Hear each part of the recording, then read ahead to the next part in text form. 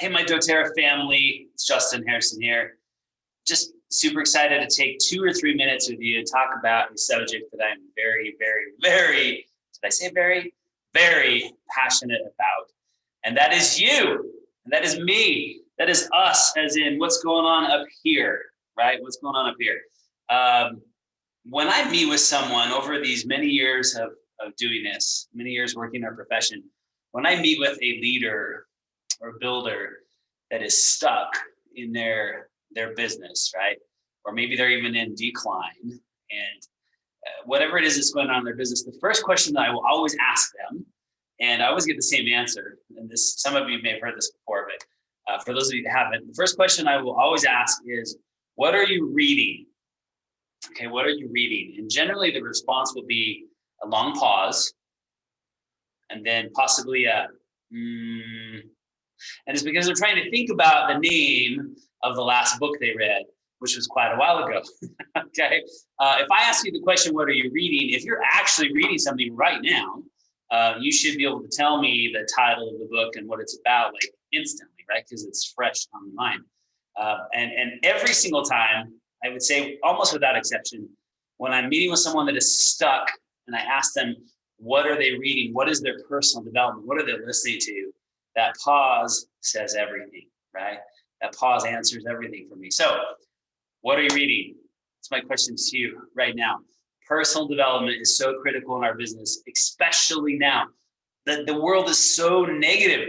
There's so much garbage and crap, and you wonder why depression and anxiety is skyrocketing. And yes, there are things happening that are real, right? But people get consumed in this. They get caught up in it. And of course, they go to bed listening to the news, and they get up and watch the news, and it just trickles in all day. The news cycle is like 24/7 now, and they wonder why they're grumpy, right? We have to combat that. Okay, we have to combat that, and in our business, it's even more important because we have to have the tenacity to keep moving forward and get through those crap days, which we all have. And if you haven't had them, just warning, they're coming. So personal development, guys, what are you reading? What are you listening to? I have right here on the table before me, I know you can't see the table, but I have a selection of books from my library that I want to just suggest to you.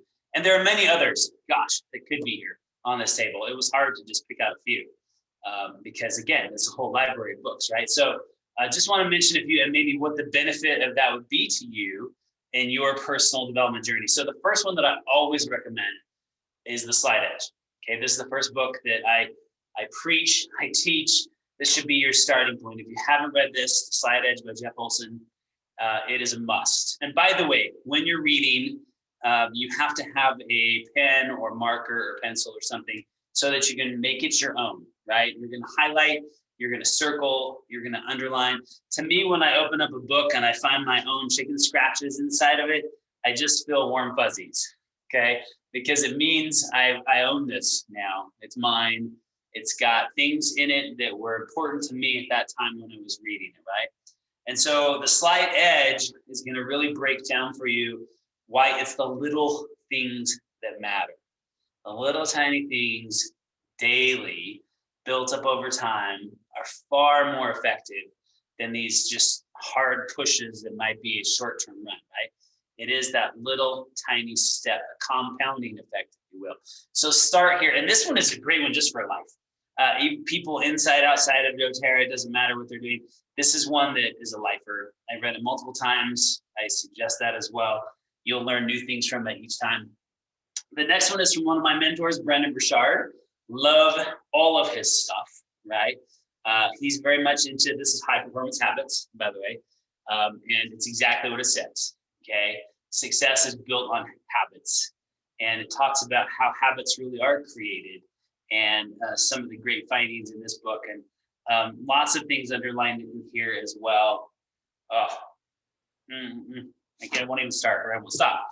Okay, so next, Making the First Circle Work by Randy Gage. Randy is a personal friend of mine, mentor of mine as well. This is super thin. See that? Okay. This is like a bathroom reader. You could read the whole thing in just 30 minutes. Well, maybe you don't need 30 minutes in the bathroom, but you can read this in a short amount of time is what I'm saying.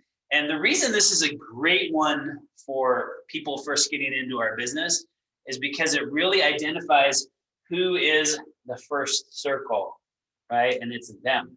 And they're the ones responsible, not their upline, not the company. They are responsible for their success, right? And so it really outlines that, but it's a good reminder for us as well. Okay, The One Thing by Gary Keller of Keller Real Estate fame. This is a great book. Okay, this destroys the myth of multitasking, that multitasking is a good thing. Multitasking is actually a horrible thing. We shouldn't do it, especially men. We definitely shouldn't do it. But ladies, it's not good for you either, actually. This also crushes the myth that we need to try and find balance.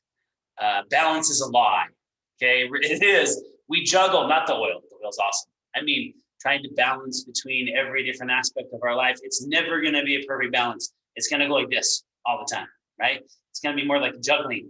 And so this walks you through how to focus on the one thing that matters the most and get rid of that multitasking mindset that is a self-deception and move forward. Okay, this book, you'll notice this one's got lots of sticky notes sticking on the top of it. Chris Brady. Love Chris Brady. That's who I want to grow up to be like when I grow up. Chris Brady. The Serious Power of Fun.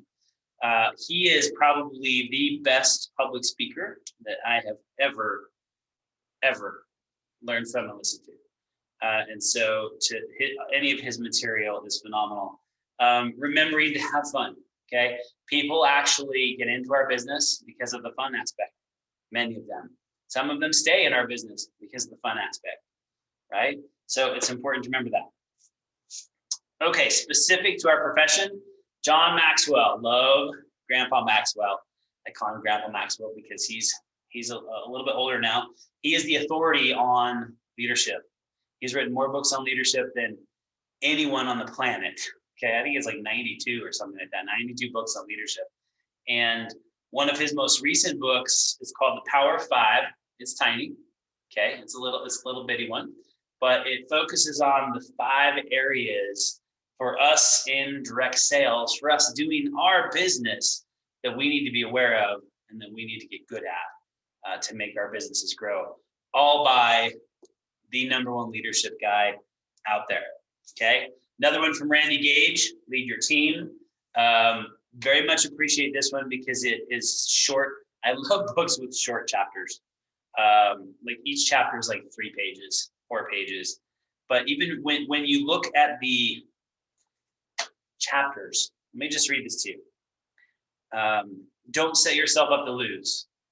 Duplication is real. Salesy is better than brokey. Go all in or quit down.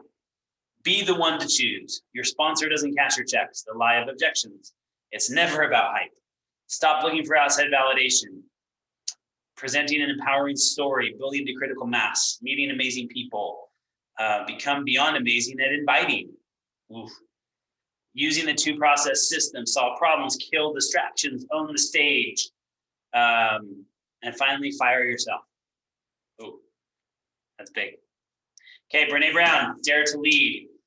Another fabulous book on heart-centered leadership, okay, and coming from a place of sincerity and really having others' interests in mind, and lots of little, what do you call those, dog-eared corners in this book as well, and underlined and circled and sticky noted. We desperately need more leaders who are committed to courageous, wholehearted leadership and who are self-aware enough to lead from their hearts rather than unevolved leaders who lead from hurt and fear. Wow. And finally, another mentor of mine, John Addison, Real Leadership. This book, I've had this one for a long time. Lots of dog ears in here, crazy, lots of notes. A lot of this content has been taught at doTERRA events these last 13 years because his material is so fabulous. And just highly recommend his input on leadership. He was the former CEO of his company, a lot of experience in our profession, just an amazing gentleman. Love his videos. By the way, all these are audiobooks as well. I believe most of them are, maybe not all of them. Audible is great. right? Use your drive time to have Drive Time University. We have to drip in positivity. We have to get the weeds out of our brain garden, if you will, because those weed seeds are constantly getting planted. The seeds of doubt are constantly getting planted. And if we're not weeding and getting that out so that we can produce some amazing results, then it's going to be a challenge. And finally, the last book, and I thought about reading this to you all on this video, but I'm not going to do that because it would take too long, longer than we have. And it's one of my favorite success books.